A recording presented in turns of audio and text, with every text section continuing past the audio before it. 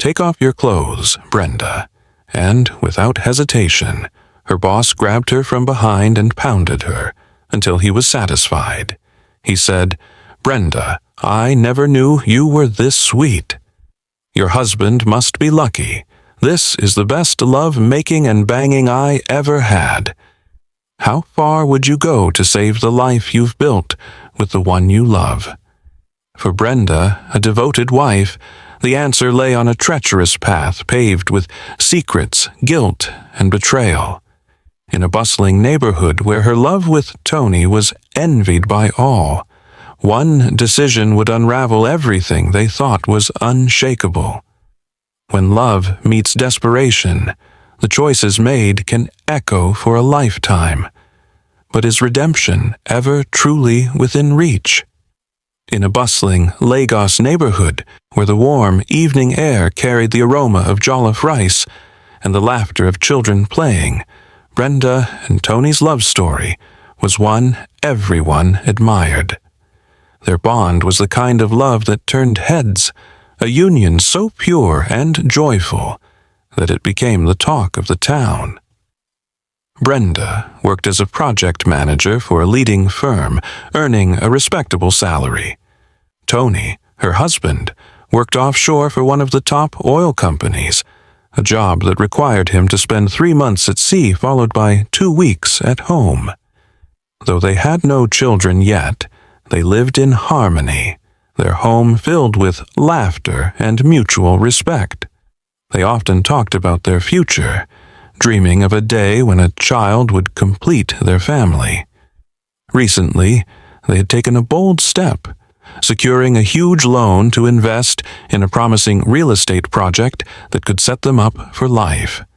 To the world, they were the perfect couple, happy, hard-working, and deeply in love. But, as the elders often say, when the sun shines too brightly, the storm is not far behind. Little did Brenda and Tony know that their lives were about to change in ways they could never have imagined. One warm evening, as Brenda prepared dinner, her phone buzzed on the counter. She glanced at the screen and smiled when she saw Tony's name. Answering cheerfully, she greeted him with a warm, "Hello, my love." But the tone of his voice immediately wiped the smile off her face. "Brenda," he began, his voice shaky, "there's been an accident." Brenda's heart sank. "What happened?" she asked, her voice barely above a whisper.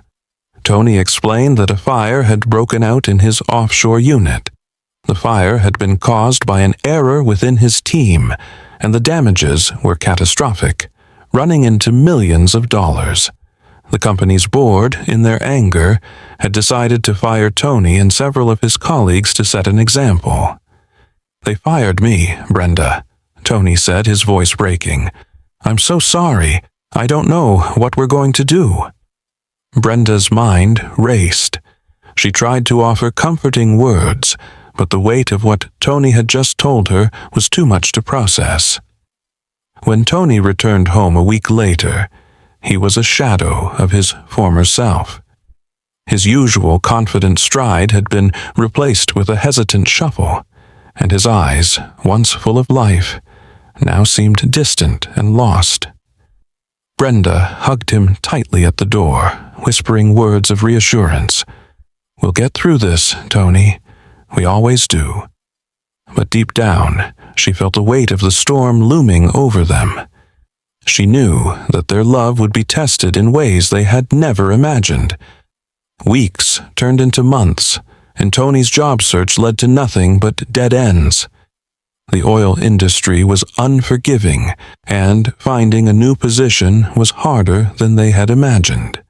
Each rejection chipped away at Tony's confidence, leaving him more withdrawn and defeated with every passing day.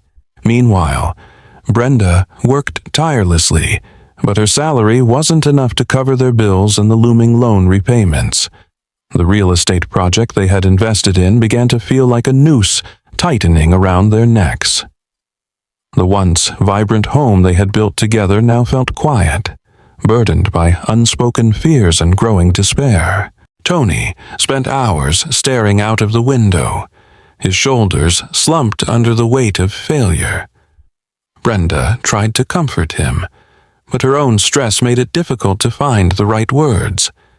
She often found herself lying awake at night, staring at the ceiling, wondering how they would make it through this storm. One evening, as Brenda sat at her desk at work, an idea struck her.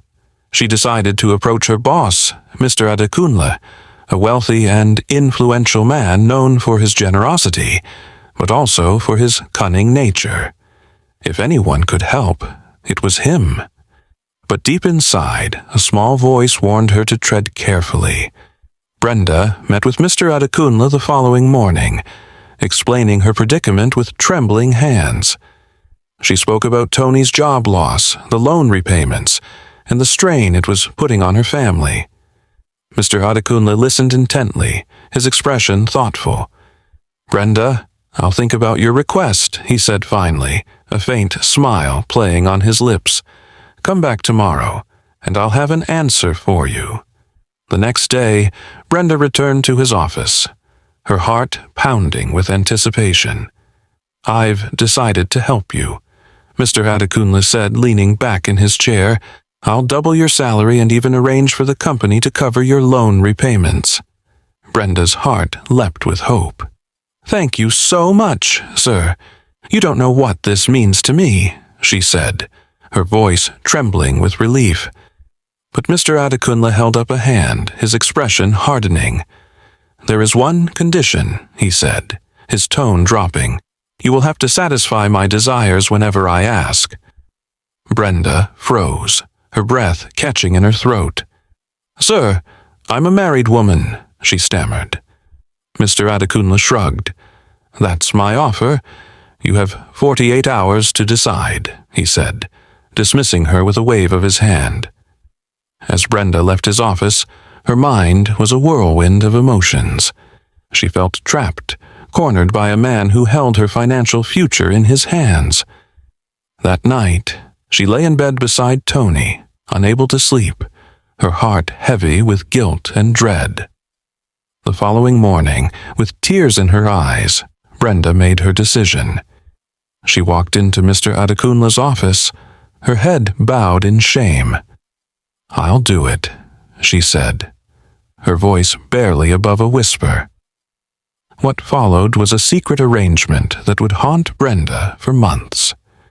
She convinced herself that she was doing it for her family, but each encounter with Mr. Adekunle left her feeling hollow and ashamed.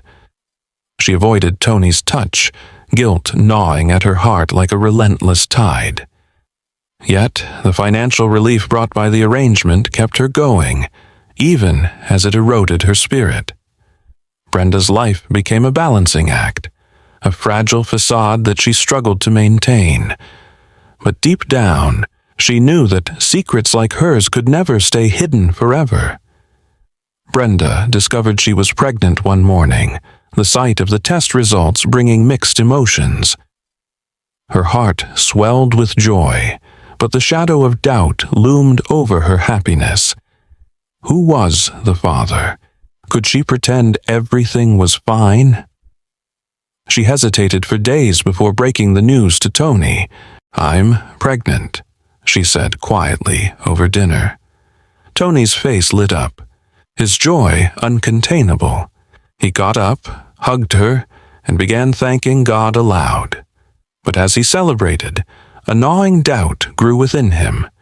He had undergone fertility tests before losing his job and knew he had a low sperm count.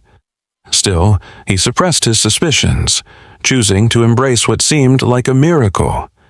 Meanwhile, Brenda's guilt consumed her. She confided in Mr. Adekunle, whose response was cold. "If it's mine, deal with it. If not, give it to your husband. Isn't that what you wanted?" His indifference stung, but Brenda resolved to keep the baby, knowing it would bring both hope and chaos into her life. As Brenda's pregnancy progressed, Tony began to notice subtle changes in her behavior. She avoided eye contact, her laughter seemed forced, and she often locked herself away in their bedroom. Though he tried to brush off his concerns, his instincts told him that something was amiss. One evening, as Brenda sat rubbing her growing belly, Tony finally asked the question that had been eating away at him. "Brenda, is there something you're not telling me?" Her hands froze mid-motion, and she forced a smile. "Of course not, Tony. I'm just tired." Tony nodded, but wasn't convinced. He began piecing together small inconsistencies in her stories, from late nights at work to unexplained phone calls. Determined to uncover the truth, he decided to visit Brenda's office one afternoon, claiming he wanted to surprise her. What Tony found shook him to his core. As he waited near her office, he overheard a conversation between Brenda and Mr. Adekunle. Their words were muffled, but the tone was unmistakable. Mr. Adekunle's voice dripped with familiarity, and Brenda's responses were filled with unease. When Brenda stepped out of the office and saw Tony standing there, her face went pale. "Tony, what are you doing here?" "I could ask you the same thing," he replied, his voice heavy with suspicion. That evening, the tension in their home was unbearable. Tony sat across from Brenda, his arms crossed and his gaze unwavering. "Brenda, I need you to tell me the truth. What's going on with you and Mr. Adekunle?" Brenda's heart raced. She had hoped to keep her secret buried, but the look in Tony's eyes told her that the time for lies was over. With tears streaming down her face, she confessed everything: the financial struggles, Mr. Adekunle's proposition, and the arrangement she had agreed to. Tony listened in stunned silence, his face a mask of pain and betrayal. When she finished, he stood and walked to the door. "Tony, please," Brenda begged. "I did it for us, for our family." He turned to her, his voice trembling. "You didn't do this for us, Brenda. You did this because you didn't trust me enough to face this together." The weeks that followed were filled with silence. Though Tony remained in the house, their relationship was fractured beyond recognition. When the baby was born, a beautiful boy with Tony's dark eyes, hope flickered briefly in Brenda's heart. But Tony's doubts lingered. One afternoon, he approached Brenda with a request. "I want a DNA test," he said, his voice void of emotion. Brenda's stomach dropped. "Tony, why would you say that? He's your son." "I just need to be sure," he replied firmly. When the results came back, the truth was undeniable. The child was not Tony's. Brenda watched as the last shred of their bond shattered before her eyes. Tony moved out the next day, leaving Brenda alone with her guilt and regret. As the weeks turned into months, Brenda reflected on the choices that had led her to this point.